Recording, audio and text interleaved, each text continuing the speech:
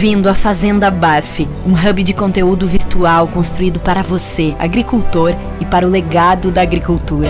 Ela está sempre aberta.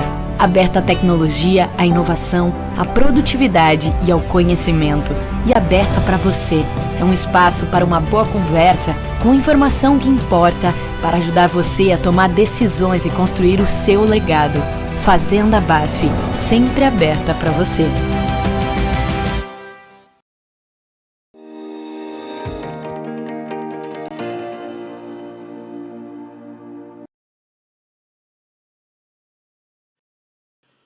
Olá, estamos no ar com o nosso boletim acompanhando o mercado da soja lá na Bolsa de Chicago. Foi uma sessão negativa aí para os preços, onde a soja nos principais vencimentos aí, pelo menos nos mais próximos, acabou perdendo aquele patamar dos $13 por bushel. Quedas em torno de 13, 14 pontos aí para novembro e janeiro do ano que vem. E a gente, óbvio, quer entender o que vem pressionando aí a cotação da soja em Chicago. Nosso convidado é o Marcos Araújo, que conversa com a gente direto lá da Agrinvest, que está lá em Curitiba, no Paraná. Bem-vindo, Marcos. Obrigado mais uma vez pela sua participação aqui, por nos ajudar a entender essa precificação, principalmente da soja. Eu começo te perguntando justamente isso. Mais uma sessão negativa, com que fundamentos o mercado trabalhou hoje, Marcos? Saúde. Obrigado. Boa tarde, Alexandre. Boa tarde a todos. Vamos lá. Estamos ao vivo aí, é uma grande alegria falar com vocês.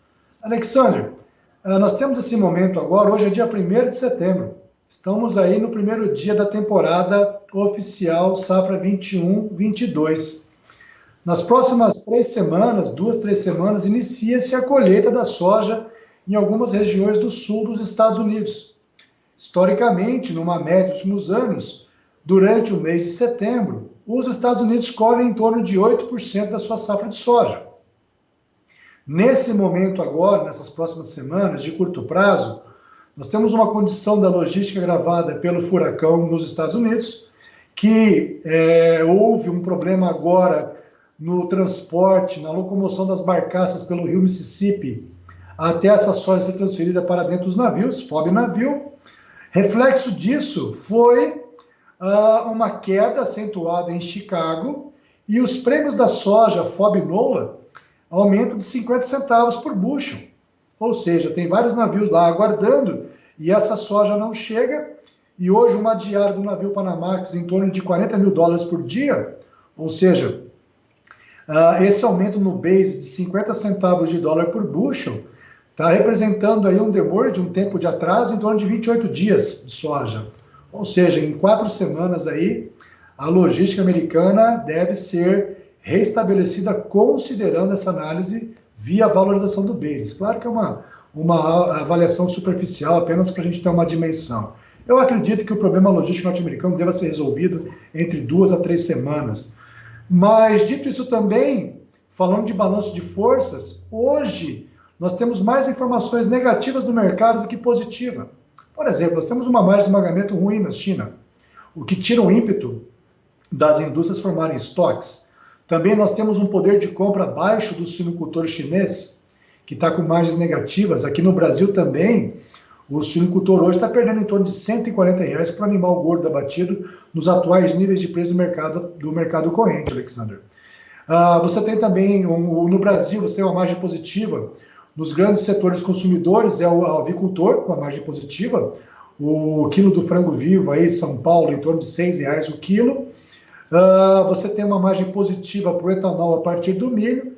E hoje, por exemplo, você vê aí o boi gordo na B3 chegou a operar no limite de baixa, caindo aí quase R$17 por arroba. Nesse momento tem uma queda de R$11,85 por arroba, em função dessa suspeita, ainda não confirmado, é um rumor de casos de vaca louca atípica, tá? Isso não é por alimentação dos animais, dos ruminantes. Então essa vaca louca atípica é suspeita para Minas Gerais, Mato Grosso e até mesmo Mato Grosso do Sul. Ainda no campo de suspeitas, sem uma manifestação oficial que eu tenha visto até o momento, Alexandre. Mas o fato é que o mercado reagiu, né, Marcos? E quando o mercado reage, acaba atingindo aí as outras commodities, como você bem colocou, o milho e, por consequência, a soja também, né, no final das contas. Exatamente. Falando do milho no mercado brasileiro, nós íamos alertando essa possibilidade, porque por mais que nós tivemos uma redução na produção do milho safrinha, nosso número é em torno de 30 milhões de toneladas a quebra, nós também tivemos uma redução na exportação ao redor de 20, de 35 para 15. E daí muitos grandes consumidores haviam comprado esse milho das trades que estava inicialmente programado para exportação, e agora você tem origens aí do Paraguai trazendo milho para o Brasil, maiores ofertas de milho do Mato Grosso do Sul que está concorrendo com o milho do Mato Grosso, consequentemente uma pressão de baixa, principalmente agora no estado de São Paulo, Santa Catarina e Rio Grande do Sul, os preços bem elevados ainda, Minas Gerais também, o milho está bem caro ainda. Então a gente alertava essa possibilidade desse squeeze do mercado, porque os grandes estavam abastecidos e agora daí o milho sofre de curto prazo, essas 3 semanas eu diria também, essa falta de liquidez no mercado físico brasileiro. Muito bem. Bom, então deixa eu pegar os detalhes desse seu posicionamento para aprofundar um pouquinho, principalmente no que diz respeito aí ao início da colheita lá nos Estados Unidos. Você falou de 8% tradicionalmente colhido em setembro. 8% de que tamanho, Marcos? Já está dada a oferta americana, na sua opinião? Bom, a produção americana ela pode ser revista, nós acreditamos que seja para baixo nos próximos relatórios, em função de várias regiões com climas adversos. Você tem o norte dos Estados Unidos, as Dakotas, com clima bem adverso, região essa que planta-se soja de ciclo curto, regiões que a produtividade da soja tradicionalmente não é tão alta, né? Então você tem uma preocupação também na parte oeste do Corn Belt. Então isso daí preocupa, podemos ter uma revisão para baixo, 1 a 2 milhões de toneladas, mas de curto prazo é isso, Alexandre. Você tem um frete marítimo muito caro, você tem uma margem de esmagamento na China ruim, e nesse momento prevalece, dentro do balanço de forças, mais notícias negativas, infelizmente. Temos agora essa pressão natural pré-colheita nos Estados Unidos, o que aí acaba repercutindo negativamente no mercado. Logo mais, aqui para o Brasil, a atenção do mercado vai voltar para o clima na América do Sul. Os mapas climáticos mostram chuvas para o Mato Grosso e Paraná a partir do dia 12, o que vai dar condição para o início, a largada do plantio da safra de soja 21-22. Mas você acredita que o viés é negativo para os preços? A gente ainda pode ver queda nos preços? Ou a partir do momento que rompeu aí os $13, o mercado tende a se acomodar, Marcos? Porque da outra vez que a gente viu isso acontecer, apareceu o comprador, né? Apareceu, você tem esse movimento aí, como já agora tem que estar monitorando o preço do farelo e o óleo de soja na China. Se ele se mantiver por lá firme, vai dar sustentação para que o preço da soja se comporte em alta. Mas agora vamos olhar o poder de compra do consumidor. Então isso daí é importante. E aí a margem da suinicultura na China diz muito esse poder de compra pela soja. Tem muitas compras antecipadas pela China que vai estar recebendo soja agora nos próximos meses, soja norte-americana. Então, sempre é bom dar notícia só positiva, mas também quando é notícia que não empolga muito, a gente pode ficar um pouco pessimista. Mas para você ter uma ideia, Alexandre, dos atuais níveis de preço corrente, nós temos aí preço da soja para fevereiro do ano que vem, base Sorriso, ao redor de R$ 135 a saca, o que dá uma rentabilidade para o sojicultor ao redor de R$ 4.600 por hectare, contra R$ 5.000 nas últimas semanas. E aí muita gente fica só olhando Chicago, eu acho que sobe, eu acho que cai, e deixa de avaliar qual é o teu lucro. Se você pegar no passado recente, o lucro da sojicultura no Mato Grosso gira ao redor de R$ 1.500 por hectare. Se nós estamos falando para o ano que vem de 4.600, será que é um lucro ruim? Agora, o produtor tem que sair da zona de conforto e saber que se ele está vendendo agora Chicago, março do ano que vem, a 12,94, esse bucho já esteve a 14,20, ele tem como gerenciar esse risco de preço, comprando calls, seguro de alta em Chicago. Agora, um fator que vai ser muito impactante no preço da soja em reais e de grande volatilidade nos próximos meses até 2022 é a taxa de câmbio. Então nós vamos entrar numa corrida eleitoral para o ano que vem e nós temos aí essa possibilidade, eventualmente, do mercado do governo norte-americano reduzir os incentivos, os taperings lá por lá, isso daí impacta tudo no dólar. Então o dólar vai se comportar bem volátil nos próximos meses, aí bem difícil. Apesar que os fundamentos até então da economia brasileira apontam o dólar próximo a 4,80. Mas temos toda uma questão política, essas questões de pagamento de precatórios que levam o dólar a toda essa volatilidade. E, por outro lado, nós temos aumento do custo da energia elétrica, 50% de aumento, esses níveis dos rios muito baixos. Curitiba já vai para quase 2 anos de racionamento de água, são 36 horas com água aqui em casa, 36 sem. Então, isso é bem complicado para que nós tenhamos um crescimento, um PIB bem positivo da economia brasileira, para que trouxesse o dólar mais para 4,80, coisa que parece um pouco difícil diante todas dessas circunstâncias que eu apontei, né? Boa. Ô Marcos, esse exemplo que você deu de compra call, né, e participa da alta lá no futuro, como é que ele faz isso? Ele pega a soja dele, que está sendo plantada agora, e já vende, é isso? Já negocia? Ele pode fazer a venda a termo. O que é a venda a termo? É quando você faz a venda para entregar futuro, fevereiro, por exemplo, para o pessoal do Centro-Oeste, para o cerealista, para trading, para a cooperativa. Portanto, quando eu faço uma venda da soja, exemplo, R$ 135 a saca, eu elimino o meu risco de baixa de preço. Se cair Chicago, cair o dólar, eu estou protegido, eu vendi bem a minha soja. A soja veio para 110, ufa, ainda bem que eu tive coragem de vender a soja a 135. É lucrativo, esse preço é muito bom. Historicamente, Chicago a 12,94 bushel é um preço muito elevado. Agora, Marcos, Chicago pode subir? Claro que pode. Impossível é Deus pecar. O que eu faço para gerenciar meu risco de preço em Chicago? Compra um seguro de alta. Você vai gastar em torno de R$ 4, R$ 5 por saca. Poxa, mas eu tenho meu risco de alta para o dólar. Também é verdade. No mundo perfeito, você deveria comprar um seguro de alta para Chicago e para o dólar. Agora, se você está vendendo 30% só da tua produção para o ano que vem, a 135, você tem 70% da produção a comercializar. Eu recomendaria que, se você gastasse algum dinheiro com seguros, faria seguro de baixa, que é o mais ideal para o produtor rural, uma put, seguro de baixa, sobre os 70% a comercializar. Porque se o mercado subir, você faz preço bom na média, na alta do mercado, não na baixa. Então o produtor rural tem que sair dessa questão de comprar o ticket do cinema e só lá ficar assistindo. Tem que participar do mercado, aprender as ferramentas, gerenciar esse risco de preço. Nós, por exemplo, somos muito confortáveis aí, para a grande maioria dos nossos clientes, nós estamos entre 40% a 60% da safra 22 vendida. Ah, Marcos, mas o preço futuro não tem a valorização do base ano que vem? Tem. Nós temos 40% do retorno da safra que vem a comercializar. Se você olha, por exemplo, a curva de preço futuro, Chicago março 12,94, Chicago novembro 22, 12,50. Nós temos uma curva de preço invertida em 40 centavos para o ano que vem. Mas normalmente nós temos uma valorização do basis Mato Grosso de março para setembro, outubro, em torno de R$1,40 por bushel. Compensa fazer esse custo de carrego. Então o produtor rural vai ter que fazer, ele precisa vender parte da sua produção para pagar seu custeio, pagar funcionários, pagar todo o dia a dia. Então, nós não vemos qual é a maldade de você garantir uns R$5.000 por hectare de lucro. Se tiver maldade aí, eu gostaria de saber, por favor. Então, não somos donos da verdade, né, Alexander? Importante falar isso.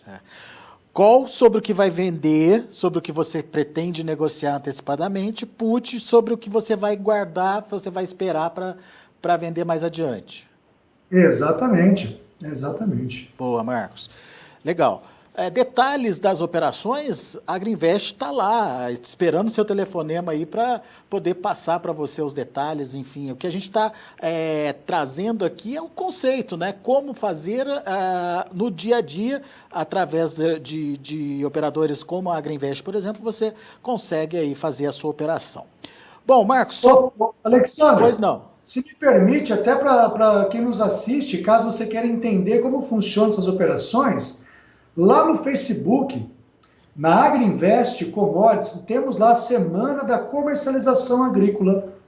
Hoje será o terceiro dia de videoaula que nós vamos estar mostrando para os produtores rurais, os traders, formas de comercialização de grãos e estratégias comerciais. Então acesse o nosso canal no Facebook, no Instagram, você vai ter lá as videoaulas, para que vocês aí consigam ver na prática como é o uso dessas ferramentas. E eu confesso que eu estou acompanhando, Marcos, e lá no comecinho, quando você deu aquele exemplo de um cliente de vocês, né, que estava titubeando em vender a R$90 e vocês fizeram a operação e acabou minimizando as perdas e ele acabou tendo aí o ganho quando ele fez a operação de seguro. Foi fundamental ali para esclarecer como é que funciona e para garantir aí para as pessoas que eles podem participar, sim, de uma eventual alta, basta estar protegido. Bom exemplo, bem lembrado aí. Por exemplo, essa safra que vocês venderam soja para fevereiro, né? Aquele exemplo Sorriso, R$90, R$92 que o cliente vendeu a soja. Quando Chicago estava $9 o bushel, nós compramos um seguro de alta de 9,40 para cima, uma call. E aí Chicago fechou em fevereiro a 13,77. Toda essa alta de Chicago de 9,40 a 13,77, ele ganhou, o que se traduziu num ganho líquido de R$49 por saca. Ele entregou a soja para trading, puxa vida, fiz uma venda ruim com a trading. É verdade, o trader não tem culpa nenhuma disso, o mercado é soberano. E quando a trading compra a soja do produtor, ela vai em Chicago e faz seu hedging. Tudo aquilo que subiu, até o chinês fixar o preço, ela está pagando lá. Então você entregaria a soja a 92 do meu exemplo lá com a trading, e você acionaria o teu seguro de alta, a tua call em Chicago, ganhando o equivalente a R$49 por saca. Então, e aí você computa os dois resultados para ter teu preço final. Agora, o que não pode é você vender a soja, e muita gente maluco ainda, quando faz uma venda a termo, quer contar vantagem que aquele teu vendeu lá 10%, quer contar vantagem que aquele foi o melhor preço da sua venda. Pô, o que adianta? Você tem que fazer preço médio bom na alta. Isso aí. Ô Marcos, bom, só para a gente finalizar, então, entendendo um pouquinho a dinâmica a partir de agora do Brasil. Essa questão do risco logístico por causa do furacão lá nos Estados Unidos traz alguma oportunidade para as negociações imediatas aqui do Brasil? E mais do que isso, as operações e negociações para o futuro, como é que estão?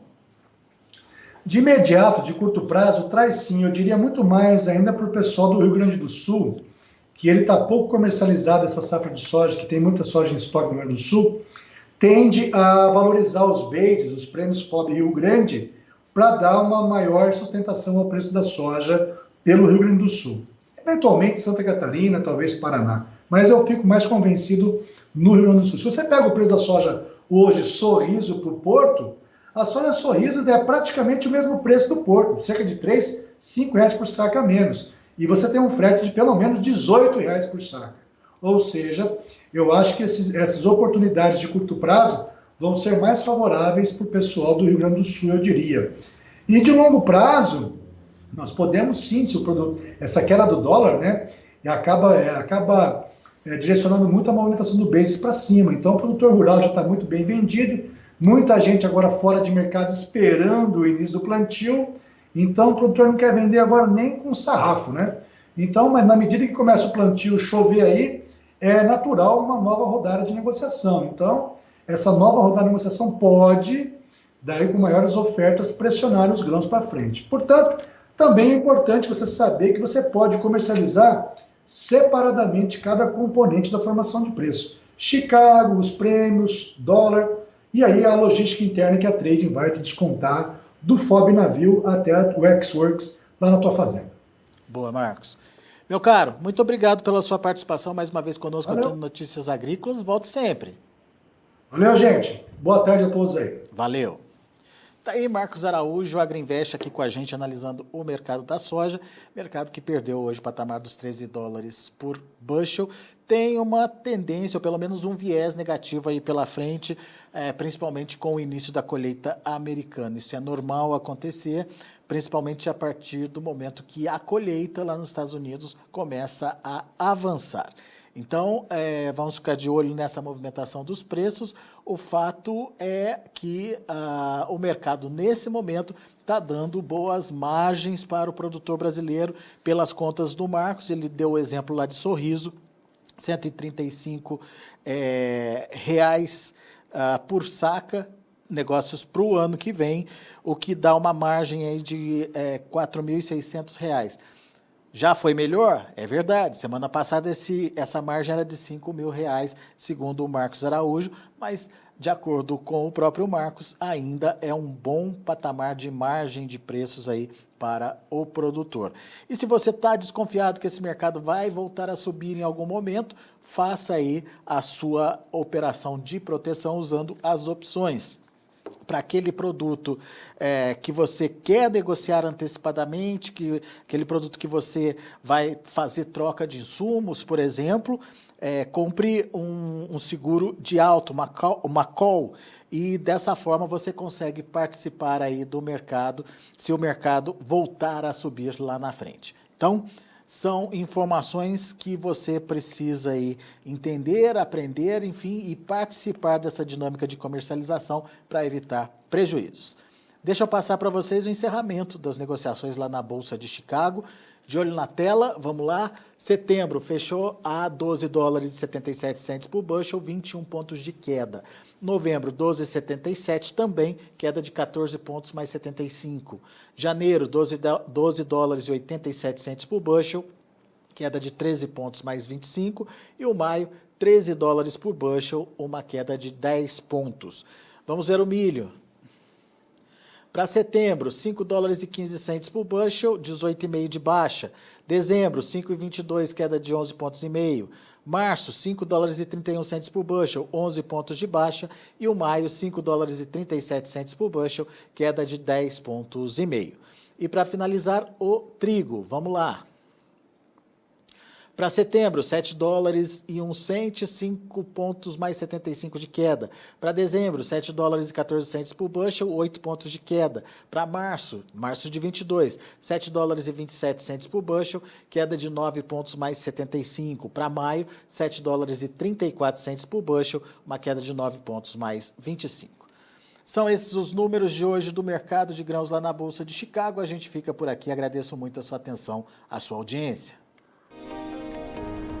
Se inscreva em nossas mídias sociais, no Facebook Notícias Agrícolas, no Instagram @Notícias Agrícolas e no nosso Twitter @Notiagre. E para não perder nenhum vídeo, não se esqueça de nos acompanhar no YouTube e na Twitch, Notícias Agrícolas Oficial.